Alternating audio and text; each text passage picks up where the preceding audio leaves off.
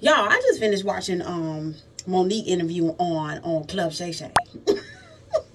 And I just had to say that because clearly, I listen. I always would say that I want to end up with a show on, like Netflix or something, like with a big production company in Hollywood, and they produce my show, and I just go around and put on businesses so y'all can learn and see what people are doing. I was excited about that, but watching Monique.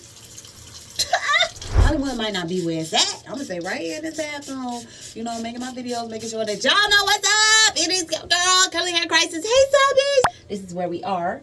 Let me grab some and see if I can pull some down. There it is.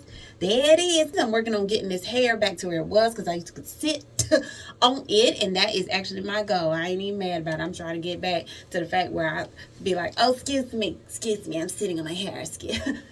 Excuse me. That's where I want to be, and I've come a long way. If you don't know, welcome to the channel. I absolutely love bringing you this information because we got to get our hair on point. I want to make sure we just demystify these curls. It's just too much going on to where our hair is growing all the time, and we still trying to struggle to make sure we have this length, to have this beauty. Anyway, this is a wash and go with my flaxseed gel. This is what I do. I'm just refreshing. This stuff is messy when I put it on, and it smells like flaxseed. Maybe I could put like some kind of oil in it to make it smell a little bit better. But let me just tell you this. So, a group did a study on the correlation between scalp health, because we know our hair is growing from our scalp. We need a really healthy scalp so that our hair can thrive and grow. So they did a study on the correlation between scalp health and how often you wash your hair. They looked at people with different curl sizes. The curl sizes were from, large, medium, and small. Look at my curl size. I consider myself a medium curl. Look at this S wave right here. And in the back, it's smaller. And then if you're looking at Walker, his patterns, they would look at like type 2, type 3, type 4. So I would probably fall in a 3 if I wanted to use that system, but I prefer the circle size hair system of Pamela Farrow. So you could just see that I'm a medium circle. So, but those of you who are smaller circles, type 4, that group in the study self-reported that they were washing their hair greater than 2 weeks. They would go 2 weeks. To several of the people reported that they were going over a month without putting water on their hair. I'm going to tell you what you probably already know based on circle size. The group that they study found that had the most concern was those of you that fall into that group with a tighter circle size, or you would say type 4. People with tighter, kinkier, curly hair in the study were not washing their hair frequently, and because of that, they had higher inflammation on their scalp, which causes all kind of issues because the hair is trying to get out of the scalp, and if it's inflamed, that might cause issues.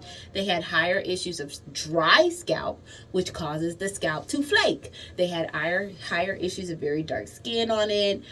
It was just a lot going on. Different dermatological issues, any type of scalp issues. So scientists are basically saying, don't go too long without washing your hair. So I read this and I was like, yeah, okay, I get it. Because I am guilty myself of sometimes going over the 2 weeks. Like, it's been 2 weeks. This is my wash day, the weekend, but it's late and I got stuff to do, and it does take a while to go through this. So I thought I'd just get some water on the scalp because I know how important it is to do that. But I did not know that all of those issues were happening. I remember Pamela Farrow told us to make sure we were washing our hair because not putting water on the scalp is an issue. But I was like, man, you gotta really think. If you have tighter circled hair, I mean, sometimes washing might be a situation, because I know my nephew, my sister, my dad, my best girl, a lot of them have tighter circles. They would consider themselves type 4. And the hair get washed maybe once a month, depending on the style. Might be braids, might be like the cornrows under the lace front. So I was like, is there any way that we could at least spray or spritz the hair with like aloe water, fenugreek water, regular water, if we're not going to wash it as frequently? Is there a way to get some water on the scalp to lower the inflammation? Because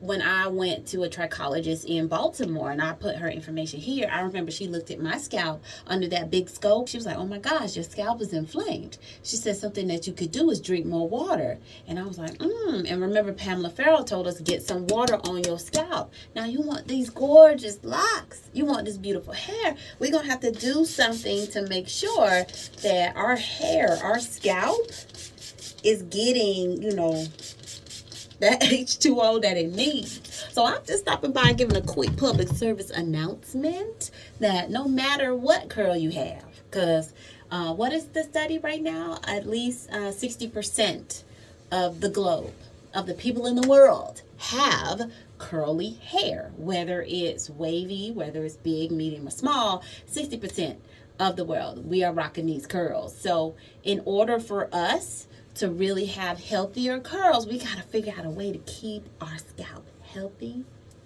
and moist. That is the thing. So I know my scalp will get dry, and I stopped greasing it for a long time ago because that's what our grandmamas and our big mamas used to do. We've since learned, that sometimes that would clog up that hair follicles. But shoot, they was working out there in them fields. They was sweating that grease out. I'm sorry, it's Black History Month. I've watched too much stuff. Anyway, that to say, I just want to stop by and say wash your hair. The wash frequency had a correlation between hair loss issues, high inflammation, itchy scalp, dry scalp, just hair health in general. And we got to make sure that our scalps are healthy if we want these gorgeous locks. So that being said, I'm Curly Hair Crisis, y'all. Check it out. And that's another thing. I still got this scholarship going because we need more people with our hair that is doing this type of research to tell these brands that yes, we know that we don't wash our hair that frequently because we put our hair up in braids. We put our hair in different styles that do not require all of that washing all the time. So while you sitting here studying the frequency of hair wash, which we kind of already know, can you study like different herbs and things, like how we can keep our hair? That's why we got this scholarship. So check it out, curlyhaircrisis.com. I will see y'all subbies. Now I gotta figure this out because I'm trying to refresh. It's growing, y'all.